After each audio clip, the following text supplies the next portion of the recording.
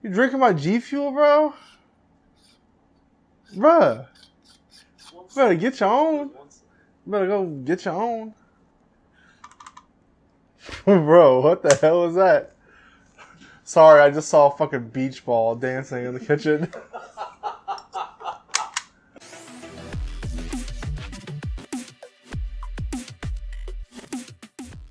What's going on, guys? Welcome back to TriFecta Airsoft. Today we are going to be unboxing the Novrich SSX23 and doing a review on it. I do have the accessories here. I ordered the Modular Suppressor and I ordered the holster. And I did order the rail to go on the bottom so I can mount like a flashlight or a run cam. So we're going to go ahead and unbox these real quick and see what we got.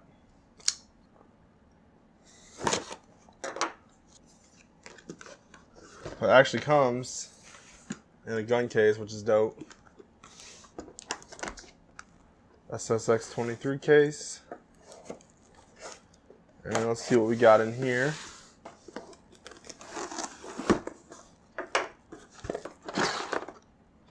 The holster system. Oh yeah, I also bought an adapter because the gun actually has a 16 millimeter thread instead of a 14, so this is the adapter if I want to attach a tracer unit. Bottom rail with a drill bit sticking out of the bag.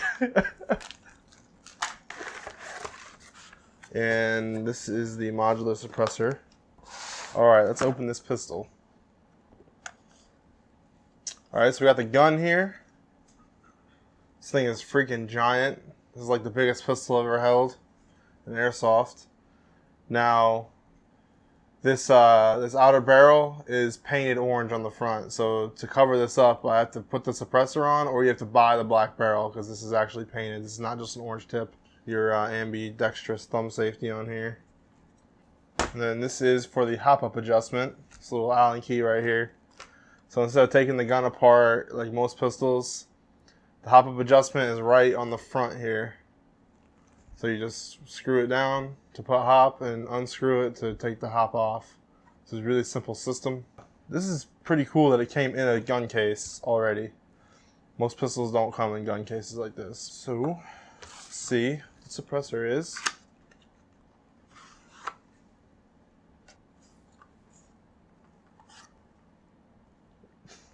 It's all the foam for the suppressor. It was so light I thought it was empty. Because this modular suppressor is, you can unscrew it for different lengths. So if you don't want the full length on there. Yeah, so it came with two separate pieces. The outer suppressor here, and then all the foam that goes on the inside. So this is how you set up the medium one.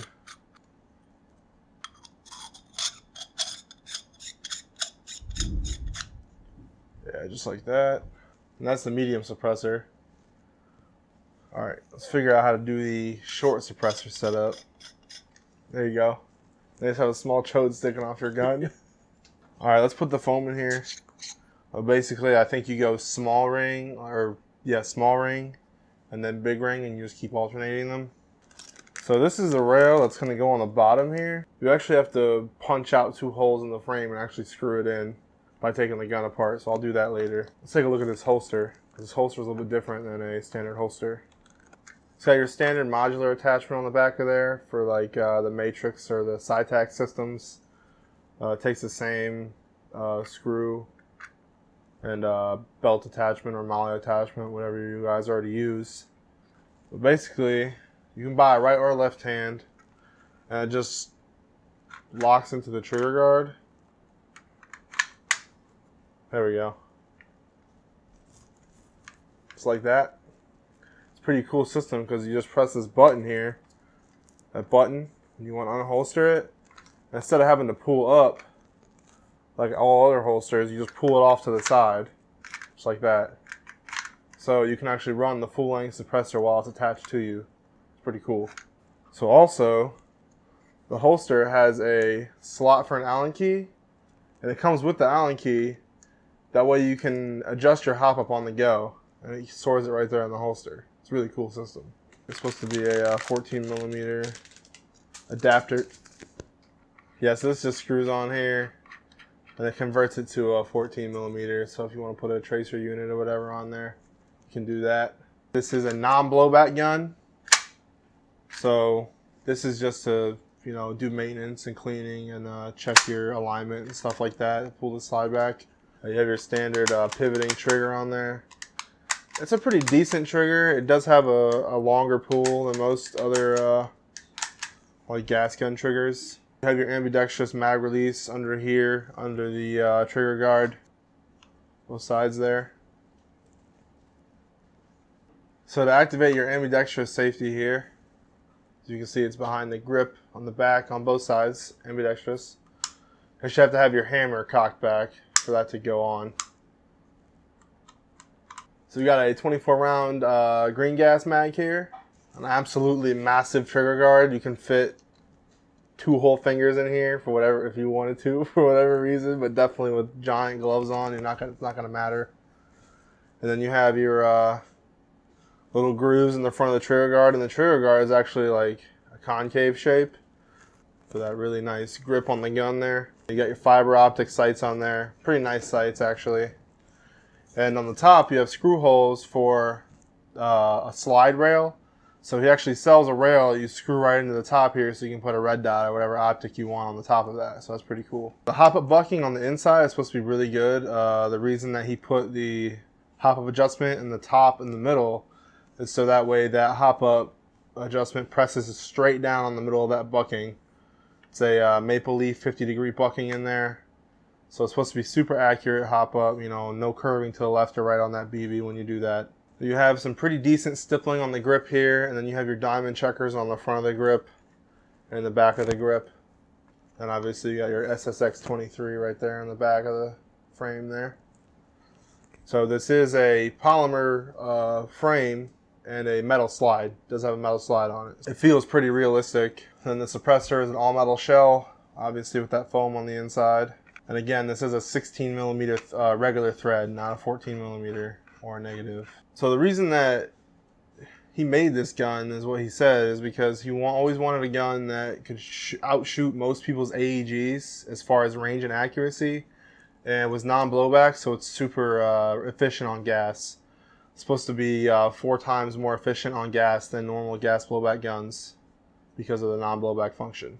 But the main draw of this gun is, you know, it's a non-blowback system, just like the Tokyo Marui Mark 23. And with the suppressor, it's supposed to be super quiet. On his website, it says this thing is shooting with the suppressor 47 decibels because there's no moving parts when you fire. It says a whisper is 30 decibels, and this thing is shooting 47 decibels. So it's supposed to be super quiet. And this is a 24 round gas mag. He does sell CO2 mags as well. And also you have your mock slide catch right here. Alright, so you can't take the slide off of this thing. I'll take my suppressor off real quick. And you're going to use this pin, just like on most gas blowback guns.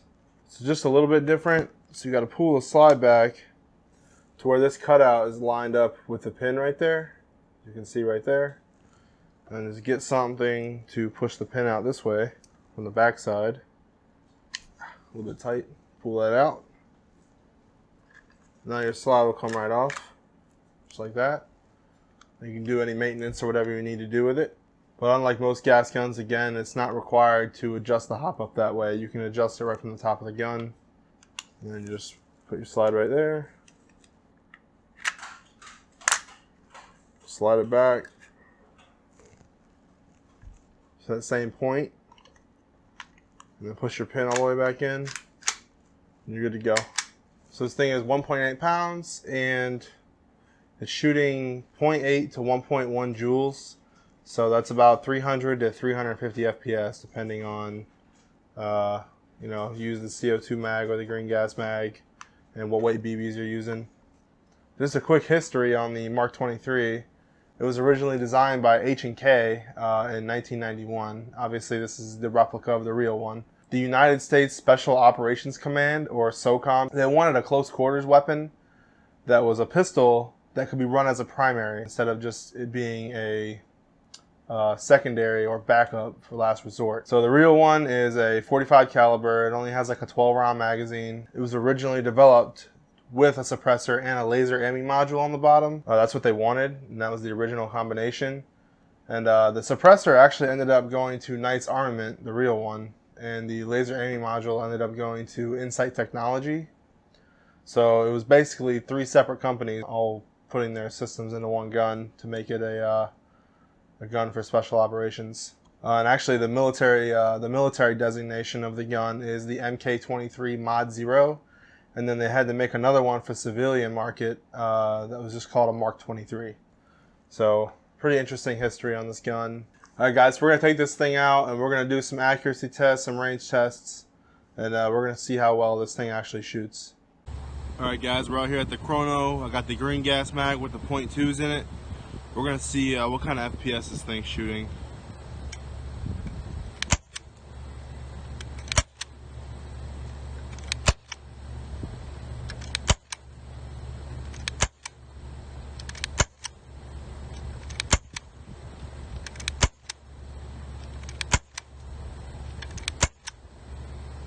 Alright guys, we're out here with our target. We're going to do a range and accuracy test with this thing. We got .28s in here, and that's what's recommended with the high pressure gas, so we're going to get to it. Alright guys, we're going to start at 30 feet.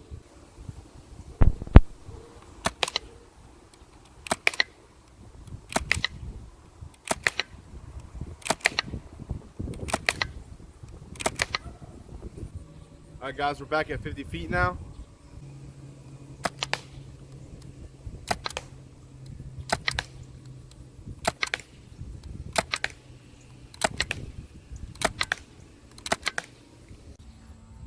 Alright guys, we are all the way back at 100 feet, and we're going to see what this thing can do.